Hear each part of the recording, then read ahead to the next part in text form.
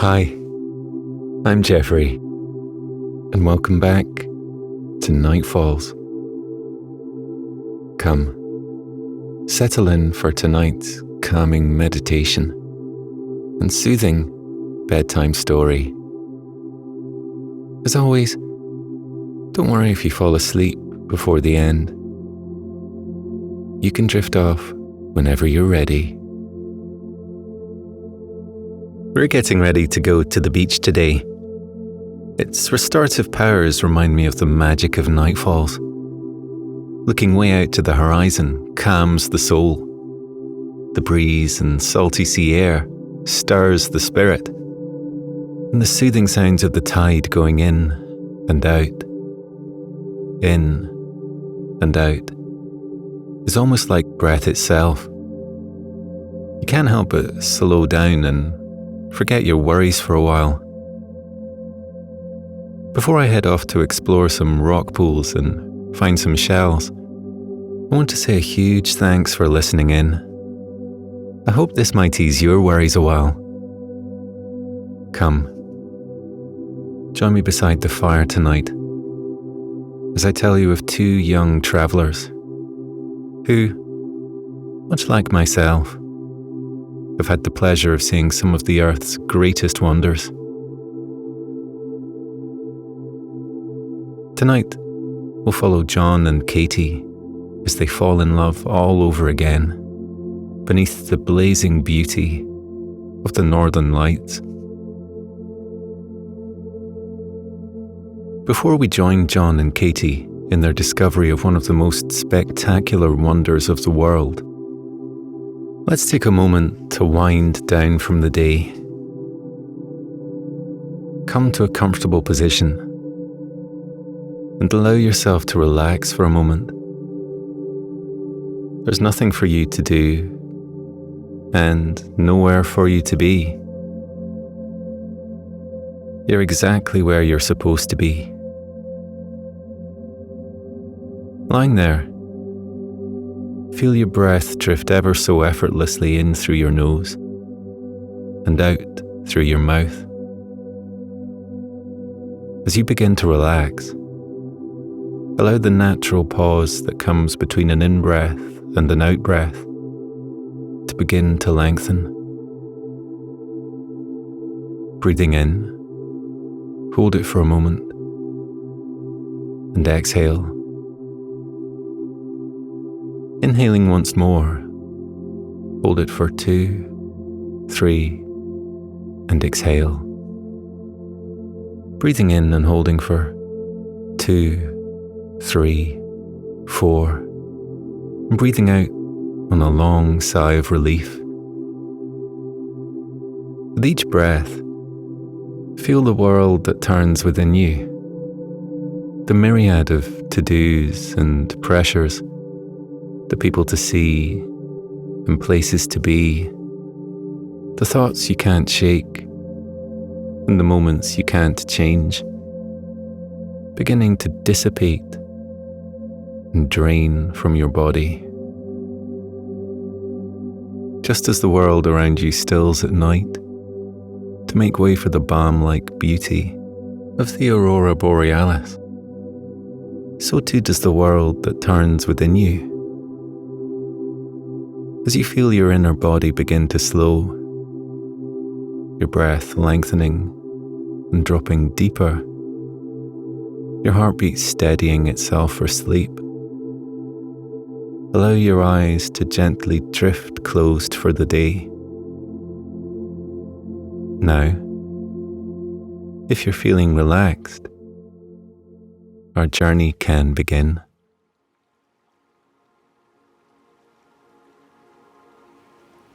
John and Katie could barely contain their excitement. When they had met each other on that beach in Thailand 2 years ago, they had gushed about how much they both longed to see the Northern Lights one day. They had heard so many wonderful things about them, and this trip was high up on both of their bucket lists as a result. They would never have thought back then that they would end up here today, witnessing them together Their lives had changed that day when they came together on the white, sandy beach. Katie had been crouched at the edge of the crystal lapping waves, looking intently at something in the sand. John saw her from up the beach, becoming curious as to what she had discovered. As he headed towards her across the expanse of sand, she sensed his footsteps and turned her head to look at him. She was squinting her eyes against the light, and her face was tanned and her hair wavy and salty from the sea. John's heart skipped in his chest when he met her eye. She had a smile on her face that seemed to eclipse even the Thai sunshine, radiating a warmth that drew him in closer. She greeted him by pointing to a little object in the sand.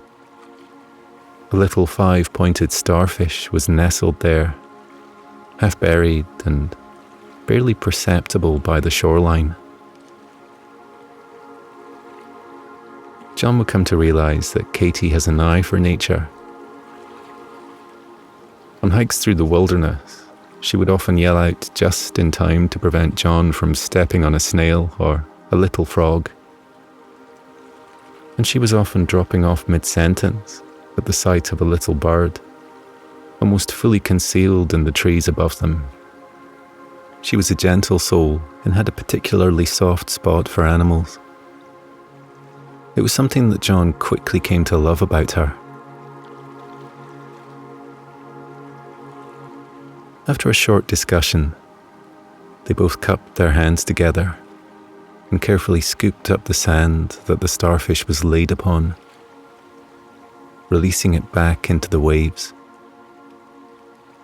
They had high-fived and joked about their wildlife rescuing credentials before John invited Katie for a cold beer at a nearby bar, rustically set into the sand itself up the beach.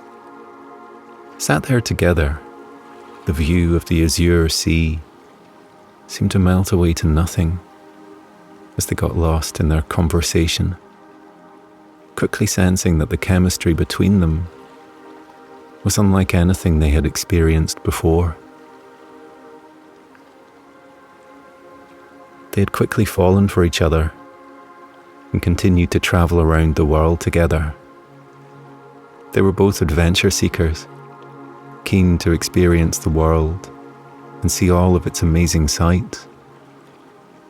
It was idyllic that they were able to share it all with each other.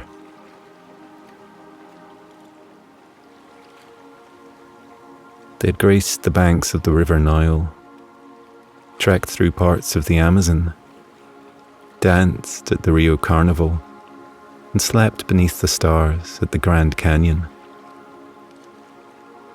They had tasted the rich flavors of the Middle East and savored every mouthful of the best pizza they had ever had in Naples, Italy.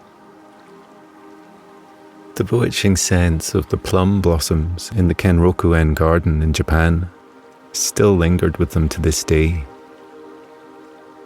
They had seen spectacular man-made structures and breathtaking scenery created by nature itself. They shared a passion and admiration for the wonders of this earth. That was what had drawn John to Katie in the first place. She was so similar to John that he felt as if he had known her forever. But she glowed with a light and sparkle that he hadn't encountered before. When she walked into a room, everyone gravitated towards her infectious positive energy. She was both interesting and interested in what anyone had to say. She lit up at the mere mention of new things to try and threw herself into everything wholeheartedly.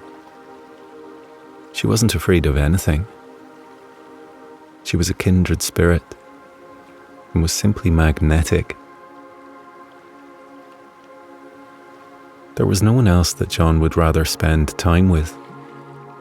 And luckily, when he had suggested that they continue their travels together, she had jumped at the idea. The feeling was mutual. Katie adored John just as much as he did her. And here they were, 2 years later, still journeying together. They hadn't spent a day apart since they had embarked on their adventures as a pair. Their current stop was Tromsø in Norway to witness the aurora borealis. It was October time, and the nights were long, creating the perfect backdrop for the northern lights. They weren't the only people who had arrived in Tromsø specifically to witness the lights. Every year, Tromsø receives thousands of tourists, all hoping to catch a glimpse of the famous light show. On their bus trip to Tromsø, they had spoken to many other passengers, all with the same intention and dream as them. One man they had met had been to several locations around the world to catch the northern lights, such as Alaska, Sweden, and Iceland.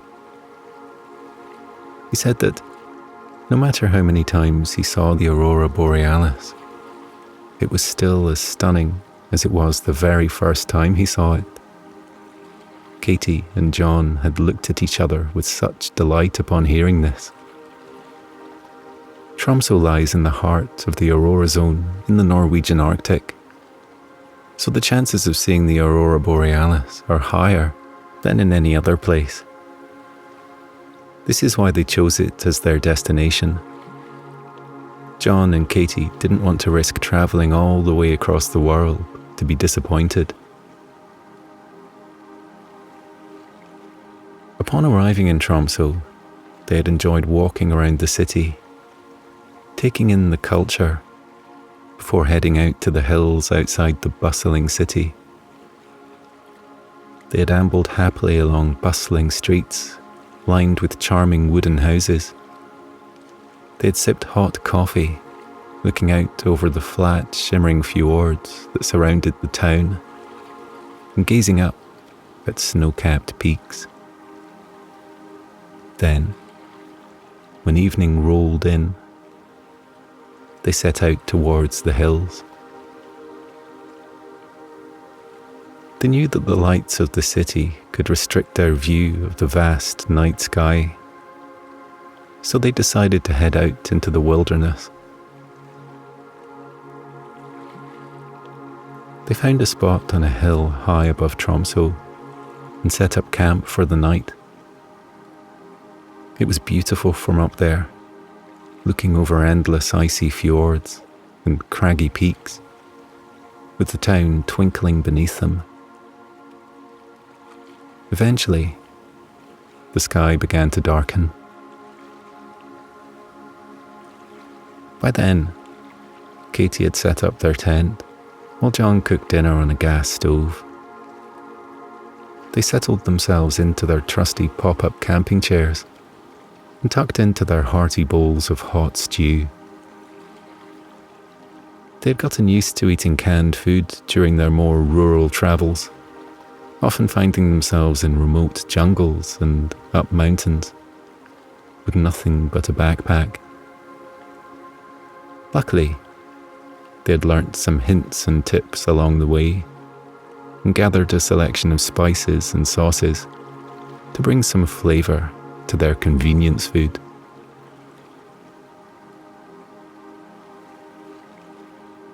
Looking out across the sparse hills and the city below, they could barely see anything in the pitch black, except for the distant lights of the houses and buildings of Tromsø. The rest was dark, awaiting the bright colours of the astronomical phenomena that this area was famous for. Do you think we will see them? John asked as he took a mouthful of vegetables, feeling the gravy warm his insides as it travelled down his throat. I think so. I can feel it, Katie replied wistfully. But if we don't see them tonight, then we will just wait until tomorrow, and the day after that, and the day after that. We're in no rush. John smiled at her optimism and nodded his head. That was the best part of living to their own schedule. They never risked running out of time. They had all the time in the world to enjoy things and savor experiences. It was a truly relaxed way of living. Once he had finished his food, John pulled his chair closer to Katie's. He lay back into the soft material of the chair and pulled a woolly blanket up close to their faces. They tucked their feet under and snuggled in. The night air was cold, but they were toasty and warm underneath their blanket.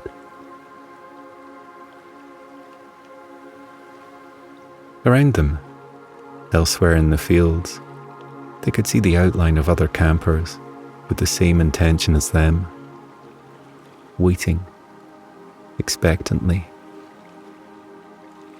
Some were tucked up in sleeping bags beneath the canopy of their tents, whilst one small group congregated around a fire and chatted eagerly as they sipped thermoses of hot drinks. Up at the top of the hill behind them were a couple of camper vans, one with a family of small children who were all waiting patiently with their parents. Nobody was too young or too old for the Northern Lights. They were a natural wonder of the world for a reason.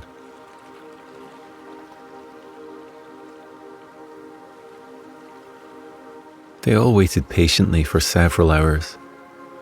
The combination of the dark night and their cozy blanket was beginning to lull John and Katie to sleep. They rested their heads on top of one another and shut their eyes to rest. They didn't want to miss anything, but the call of sleep was so strong that they could hardly resist. John felt Katie's body relax against him, and her head grew heavy on his shoulder. He watched as her chest began to rise and fall in a slow, steady rhythm of deep breaths in and deep breaths out. He wanted to remain awake in case they missed anything, but he trusted that if the aurora borealis turned up anytime soon, they would be awoken by others around them. So he allowed himself to gently close his eyes and focus only on his breathing. As he breathed in the fresh, clean Nordic air, his lungs felt soothed and enlivened. And as he sighed out, he felt his breath flow out on a cloud of vapour as his warm breath met the cold night air.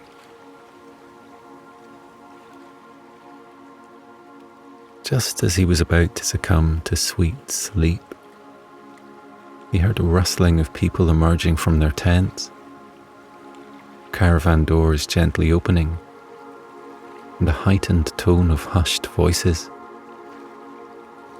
He peeped his eyelids open slightly and noticed a glow beginning to rise on the horizon.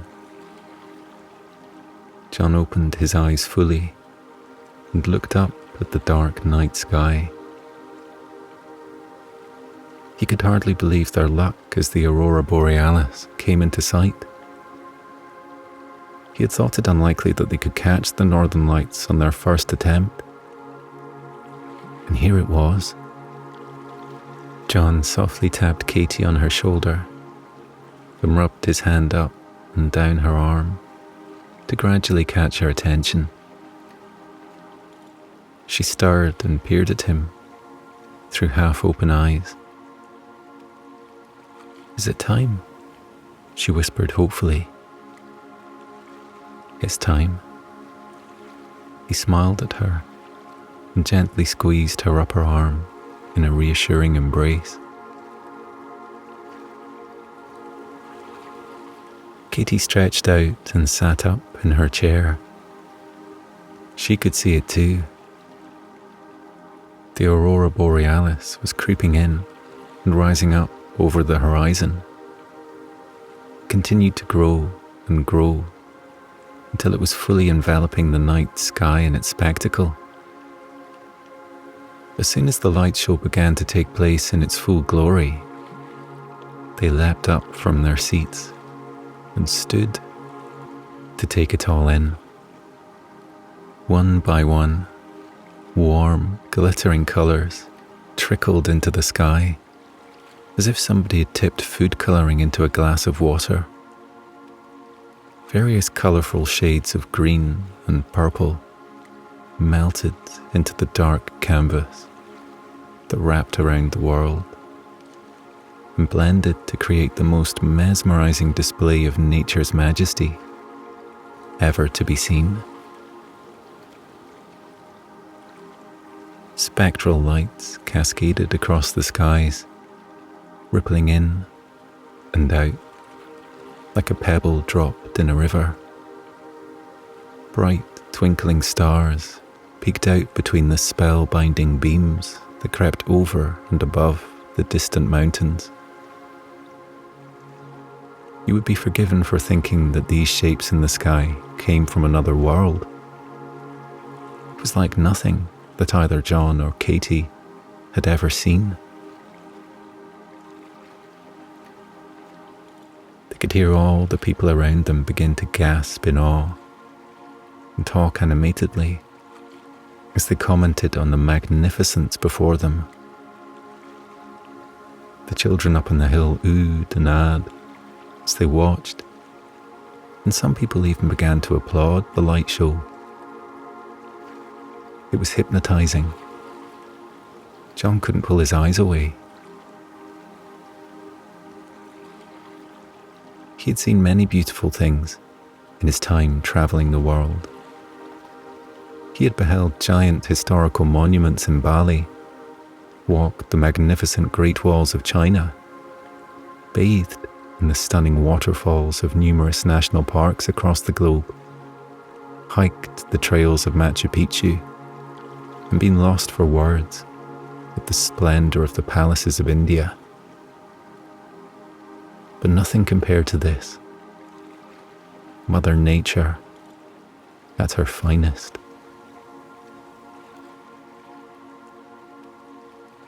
He recalled a story that his grandma once told him of the night when she said the best part of her life began. His grandma had always been a free spirit. She still was, even now at 88 years old. She could never be told what to do, and she was always searching for the best things in life. An ordinary life was not what his grandma had ever desired.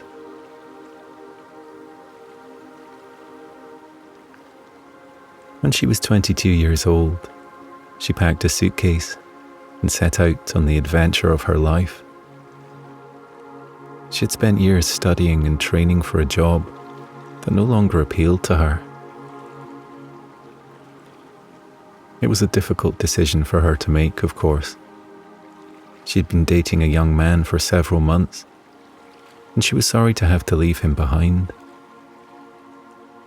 He was a lovely, caring man who thought the world of her, and she loved him too. But she was restless. She wanted to make the most from life and wasn't ready to settle down, as all of the other young ladies around her were doing. She wanted to see the world. Before long, she packed her bag and set out on her own, stating that she would only come back once she had seen everything she needed to see. She wanted to feel confident in her life choices, choosing her job, her partner, and her home from a more informed position after seeing what the world had to offer. She hoped to one day choose to settle down because she wanted to, not just because it was expected from her. And so, her journey began.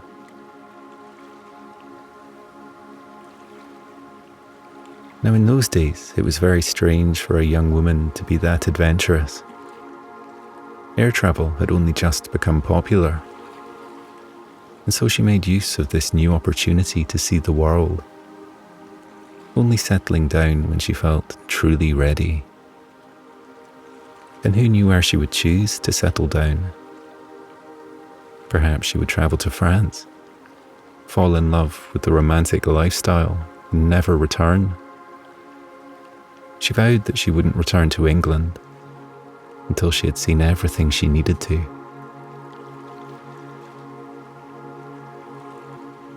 She spent 1.5 years travelling by plane and train, exploring Europe, working as a nanny in many families, teaching English to European children. She lived out of a single suitcase and moved from place to place as she pleased. She spent Christmas with a kind family in Austria and celebrated her birthday in Portugal with locals she had recently befriended. She ate new food and experienced different cultures. She learnt phrases from many languages. She saw beautiful landscapes and monuments that took her breath away. She documented her adventures through the letters that she wrote to her love at home every month, throughout the entirety of her trip. Though she was far away, she had never forgotten him or wavered in her love for him, even with the freedom that she had taken for herself. And he had not forgotten her either, feeling proud of her bravery and adventurous spirit, looking forwards to the stories she wrote in her letters. He understood her impulse to explore and only hoped that one day, having experienced the world, she would return to him with the clarity and knowledge that she had been looking for. One day, she made the trip to Norway. She fell in love with the majestic fjords and embraced the crisp, clear breeze that flew in from the mountains with open arms. The rolling hills and vast green landscapes made her heart feel light, and the simple ways of daily life filled her with an inner calm like no other place had. Civilization and nature felt at one there. She ended up staying in Norway for longer than she had in any other place, finding some sort of home in the midst of the rainy town of Bergen. One winter's day, a newfound friend mentioned that a coach trip was heading to Tromsø to attempt to witness the aurora borealis. It wasn't guaranteed that they would see the northern lights, as their visibility is at the mercy of the elements. If the weather wasn't quite right, then the lights wouldn't be visible to the human eye. But it was a risk they were willing to take for such a potential spectacle. Eagerly, his grandma packed her suitcase, bought a ticket, and boarded the coach headed to Tromsø, the next stop on her journey around the world. That very night, she and a tour group hiked to the top of a hill outside of the city and set up camp. Wrapped up in every item of clothing she possessed, she shared a flask of tea with her campmates and sat waiting on the hillside, praying for the light show to begin. After 30 minutes of waiting, a river of light began flowing through the night sky. Streams of multicolours performed a hypnotising dance, as if thousands of fairies were frolicking and leaving trails of stardust as they flew through the air. It was hypnotising. She couldn't take her eyes off it for a second. She gazed in awe at the celestial display, shining so brightly that it created its own reflection on the earth. The hours flew by and she didn't sleep. Instead, she sipped tea and basked in the dazzling light show. Mother Nature had really done an impressive job. There was nothing on this earth that could possibly be more breathtaking and magical than the aurora borealis.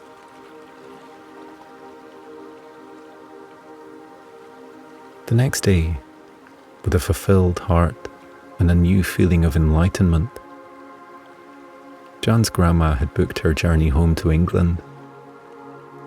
She had found what she was looking for in the most simple and yet most extravagant experience that the earth has to offer. Upon returning home, she married the man she had stayed sweet on during her whole trip, and he went on to become John's grandpa. After that night beneath the northern lights, his grandma had never needed anything else to satisfy her.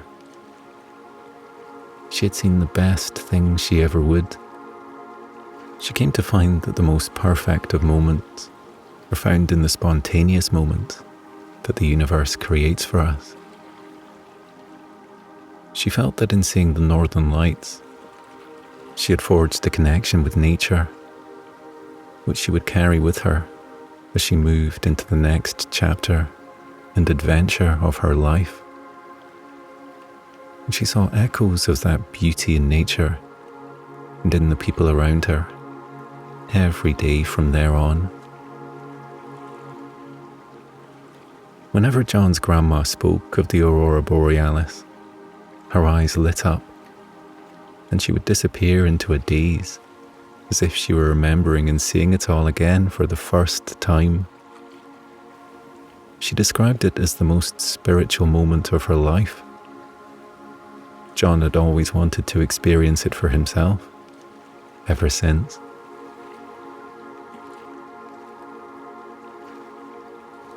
John felt a light nudge on his arm, breaking him from his daydream.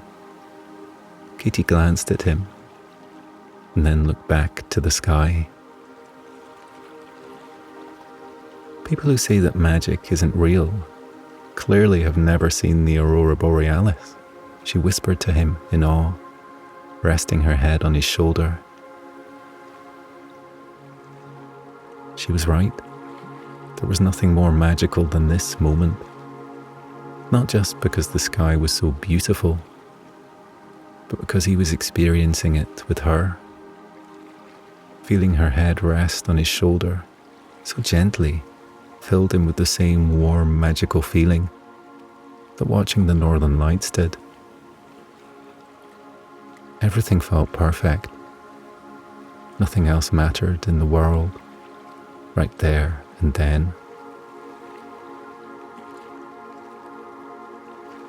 Looking down at her, he kissed the top of her head, and she turned to face him, wrapping her arms around his waist.